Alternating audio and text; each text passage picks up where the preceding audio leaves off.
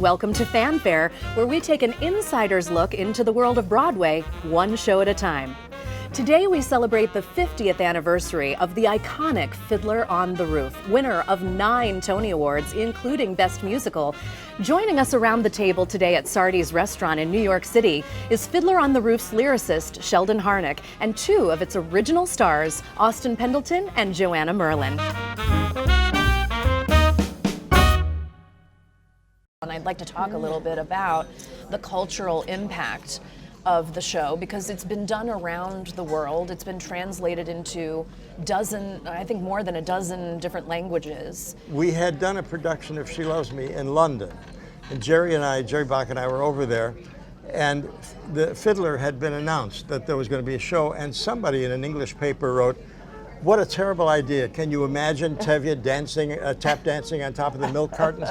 and making fun of the idea of the show. So we were very worried here, and everybody was saying, "Oh, you guys are so brave doing a Jewish show." And we thought, my God, are we going to die in Detroit, So yeah, everything that followed was... Well, they used to say, after all the Hadassah groups have seen it, then the show will close. Right. So we really didn't know it was universal. Yeah. We really didn't know that. As a matter of fact, was opening night in Detroit, I went to the men's room at the intermission, and there was some very wealthy, non-Jewish looking man there, and he was saying to his friend, "If I'd have known this was a Jewish show, I wouldn't have come."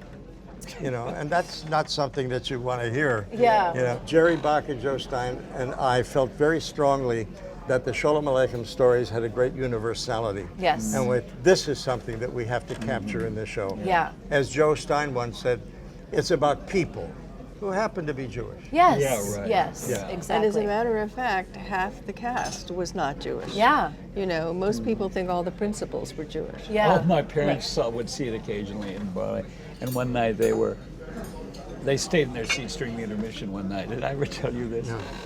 And another couple in front of them also stayed in their seats. My parents were sitting there, and the couple in front of them, the wife, they were looking at their program, turned to the husband and said, "I have terrible news." He said, "What?" "The tailor is a goy."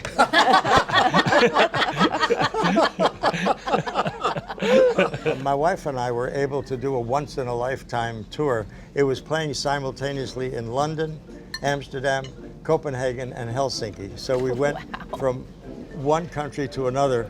Our daughter was 9, and I remember my wife saying, if she misbehaved, she said, "You behave yourself or you're going to have to see Fiddler again tonight."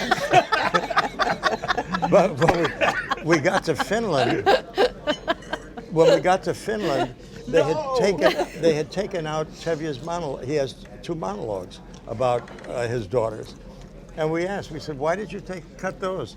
They said, "Well, you must realize Finland has a population of maybe 4,000 Jews. There are almost no Jews here." They said, "In our country, what the show is about is a tiny country next to the Russian bear and the dangers that means." So in that production, when the Russian constable walked on stage, they had cast an actor who was 6'7", and it was literally the Russian bear walking on stage. Whoa. Yeah. In that production, they also had, it was just a unit set. It was a very deep stage, so they built Anatevka, and it was just one set. In the middle of the stage, there was a square cutout, and you could see the tip of the conductor's baton. And I said, "Has anybody ever fallen through that?" They said, "Not yet, but we have an ad lib prepared. If that should happen, somebody will say, every once in a while somebody decides to leave Anatevka."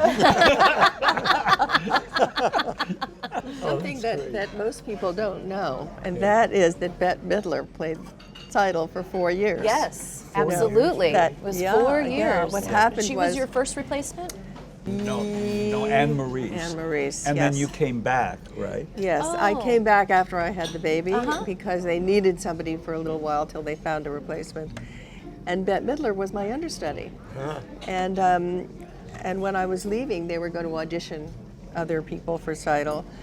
And the casting director didn't like that for some reason, and she didn't want her to audition for Hal. And so I called Hal and said, "Listen, you should see this understudy. She's really, really good." We had so much fun backstage. Oh, wow. She babysat my baby. And She was wonderful. anyway, she was a wonderful Seidel. After I left, and I had a second child, Hal called me and asked me to be his casting director. Yeah. Which was a real surprise. But in any event, so I was casting the show for the last few years. Yeah. And, you know, by that time, we all had a sense that this was becoming a legend. Yeah. But we didn't know it was going to last 50 It just years. kept gradually sneaking up on you what a historic thing this Yeah. is. I can't imagine the show ever being a failure. It's just too good. Yeah. But that thing that suddenly makes a show affect the sensibility of the world. Right.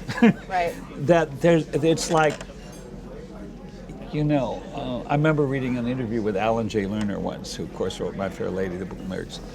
And the first Broadway revival, he had insisted that it be exactly like all the production values and everything like the original production.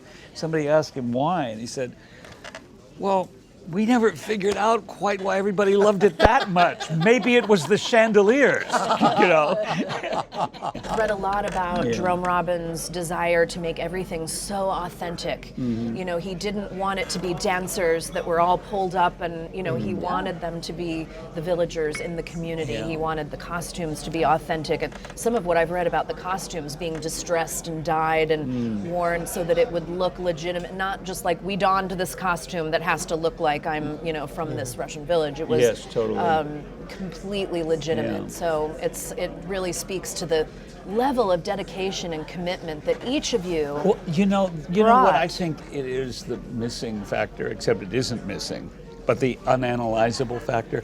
Your heart and soul was on the line. Yeah. Which is true of all your work. But somehow, and it was true with Jerry Robbins, everybody, Joe and Jerry Bach, Boris Aronson, Zero, Right. everybody. There was something about everybody's heart was on the line. Yeah. That's an interesting observation. And Yeah. that you can have a show about tradition and beautifully structured and intelligently written and all that, and it can be a good show. It will be a good show, Yeah. particularly if the talent is.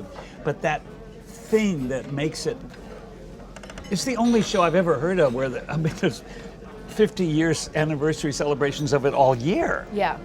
I never heard of that with a musical. Yeah. And it's like, and there have been some very great musicals. Sure enough. But the Yeah, name one. Right, exactly. Yeah. Could you have ever imagined that we would be sitting at Sardi's in Never. the year 2014, 50 years that's- after I, your I opening? knew that was going to happen. Yeah. He kept I saying. made the reservation here. Ah, he kept smart saying in man. Detroit, wait till Sardi's in 2014. Well, again, I know that I'm speaking on behalf of fans and musical theater lovers who are watching and who have delighted as much as I have in your memories and stories, and what a gift.